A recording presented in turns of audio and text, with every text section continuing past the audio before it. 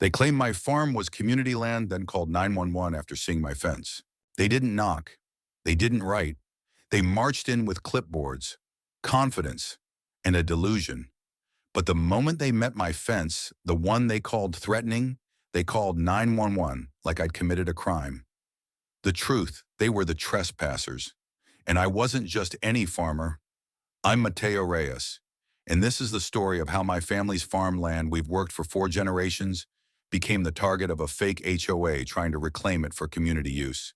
They had no idea I knew the law better than they did, or that I'd built more than just fences to protect what's ours. We bought the plot on the south edge of Clearwater Hollow when I got out of the Navy. It was overgrown and forgotten, 18 acres of hard clay and buried memories. My abuelo had once dreamed of restoring the land, but passed before he could. I took it on for him, for my daughter Maya, and for the legacy our name deserves. The locals respected us. We sold eggs, goat cheese, and seasonal honey at the market. Maya even ran tours for elementary school kids. It was honest, quiet life until last spring, when a letter arrived from something called the Clearwater Beautification Committee. No logo, no signatures. Just a typed notice that said, "Your parcel has been identified as communal land intended for subdivision amenities. You are advised to cease private use immediately." I nearly choked on my coffee. The property title was in my family's name. We paid taxes. We had plat maps dating back to 1963. This wasn't just bogus, it was insulting. I called the number. No answer. Just a voicemail from a woman named Karen Dennison, claiming she was acting president of the HOA. But Clearwater Hollow never had an HOA. It was rural farmland. And yet, she was serious. Within days, we started seeing strange cars parked near the edge of our property. One man even walked up to our chicken coop and started taking photos. That's when I built the fence. It wasn't just a wooden split rail. I added an electrified perimeter, legal under county law, complete with visible warning signs and motion sensors. I posted no trespassing signs in English and Spanish.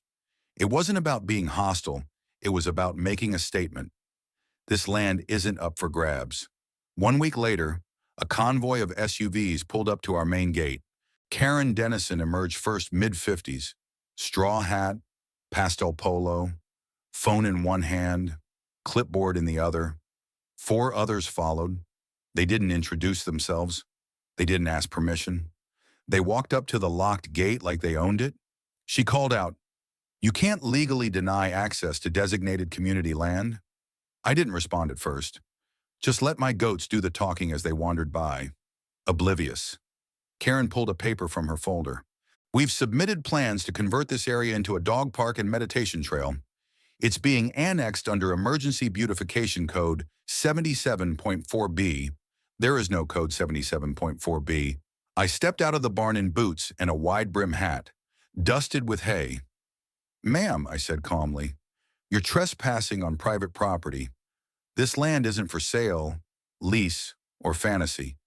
You don't speak for the county, and you're violating real codes." She huffed. "You people always think you're above the law. You people." She called 911.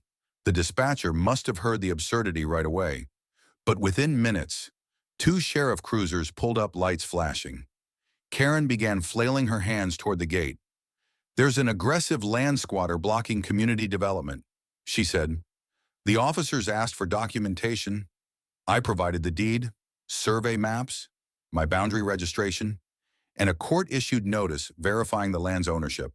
Karen handed them a printout from a Word document and a fake committee charter. Within minutes, the tide turned. The deputy looked at her like she'd just confessed to stealing a tractor. "Ma'am, this man owns this property. This isn't community land, and he's well within his rights to build this fence. We're going to have to ask you and your group to leave." She didn't just argue. She screamed, "You're enabling land hoarding." This was supposed to be our neighborhood vision. The moment was captured by a bystander who uploaded it to TikTok. It went viral. Shaka Karen V's. The farmer trended within 24 hours. What no one expected was what came next. Turns out Karen had filed over 20 beautification annexation notices across the valley. single moms, elderly couples, even a retired firefighter, all non-white, all targeted, all pressured to donate land for community upgrades. She wasn't just entitled, she was running a scam.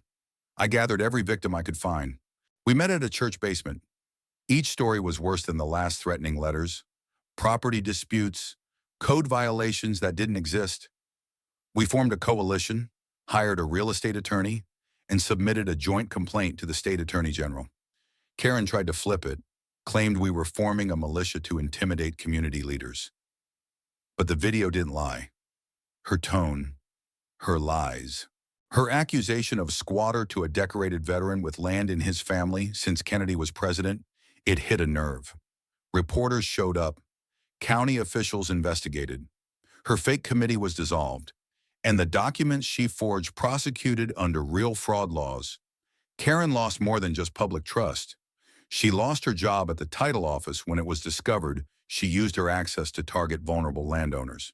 She was fined for impersonating a zoning officer and hit with multiple civil suits.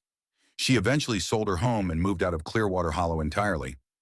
We held a community cookout on my property the weekend she left. Maya gave pony rides. My wife made tamales. Even the sheriff showed up to shake my hand.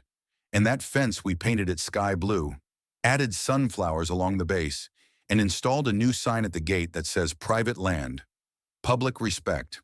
The end date never went to him.